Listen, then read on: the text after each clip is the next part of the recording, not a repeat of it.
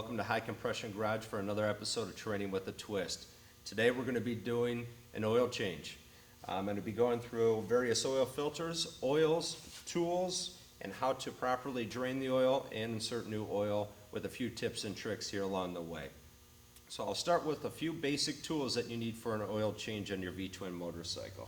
Our typical tools you'll be using during an oil change are a drain pan, which obviously you're going to be draining your oil into, a funnel, which you'll be applying your new oil filter into your oil tank and bag with this, and this one has a screen which prevents anything from the outside coming in and going into your oil tank.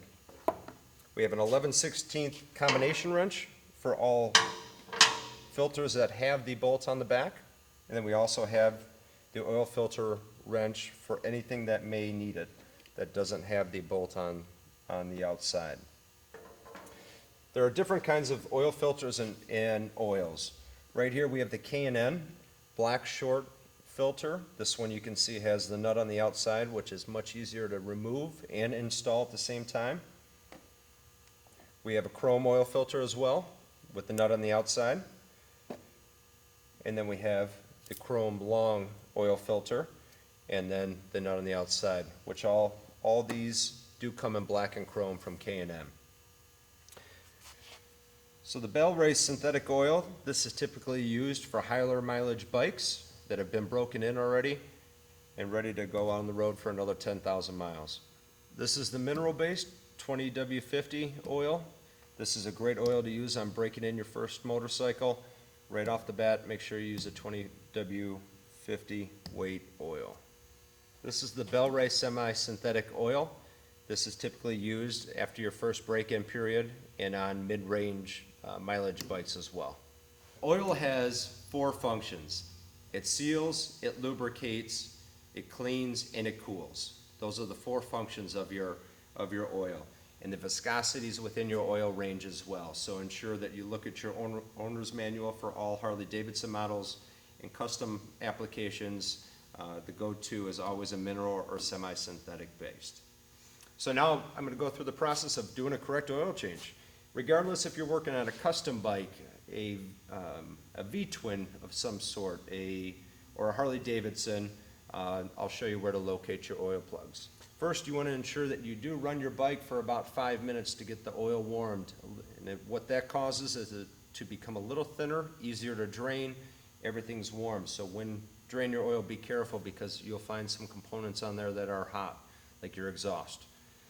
On this bike specifically, our drain plug is located on the left side. Harley models, on the other hand, are typically under your bike right here, and they are in various spots, so do refer to your owner's manual for that. And if you can't find it, just follow your oil line directly from there, which is typically a 3/4 oil line. So on this bike, what I'll do is I'll show you where the oil plug is. To properly undo your drain plug, make sure, number one, you put your oil pan directly under the drain plug. Like I mentioned, this one is right here. First thing we want to do is crack the drain plug loose. The remainder of it we can do by hand. Pull your drain plug all the way out, and we want to inspect the drain plug's oil. As you can see on this one, we can feel the metal debris in there, so that does mean this bike has been worn a little bit.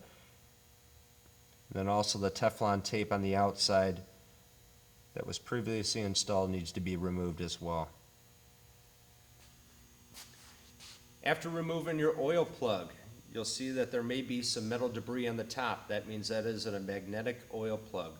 A lot of newer Harley-Davidson models come standard in stock like that right out of the gates. So what you want to ensure is that you take all Teflon tape, if there was some on there, off, and also clean that metal debris. That's a clear indication that something is going on internally, and there are some metal components wearing down at that point. To reinsert new Teflon tape, torque it down to spec, and you're good to go. After draining all your oil out, you want to move up to your oil filter and take that off. Fortunately, we have a K&N chrome oil filter here with the nut on the bottom. We'll take our 11/16 wrench, crack that loose, place the drain pan under it, and allow all the fluid to run out.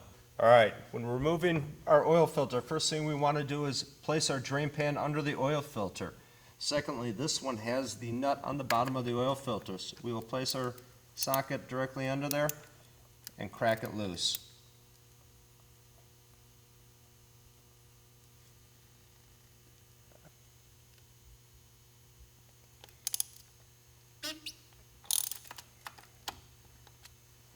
After cracking it loose, we can take it by hand, completely unscrew it. And this is where we're going to want to examine the oil and the seal itself. Now that we have our original oil filter removed, we're going to be inserting this new K&N short chrome oil filter. As I mentioned before, we want to fill this up about halfway just to get oil already in our oil filter. Right about there. And you'll notice that I put a little bit extra on the side here. What I recommend doing is taking a dab of it and placing it around the seal right here. And what that will help it do is perform a better seal. Now installing it, easy as it is. Put it directly on there. Make sure you're not cross-threading those. Screw it on as tight as you can by hand. And then another quarter turn with your tool.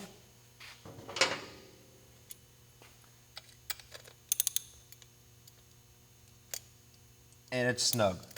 Now with installing your oil filter, ensure that you do not cross thread and it is properly threading on. Now that we've inserted our drain plug, secured our new oil filter on, we need to locate the filler cap for our oil tank.